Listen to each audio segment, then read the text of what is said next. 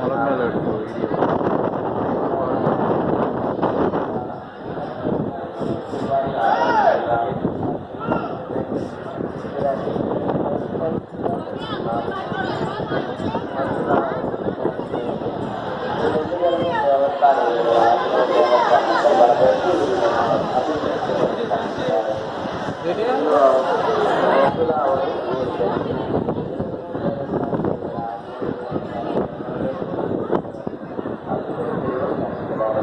திருப்பதி எம்பெருமான் கோயில் இதுதான், ஏழுமலையான் கோயில்.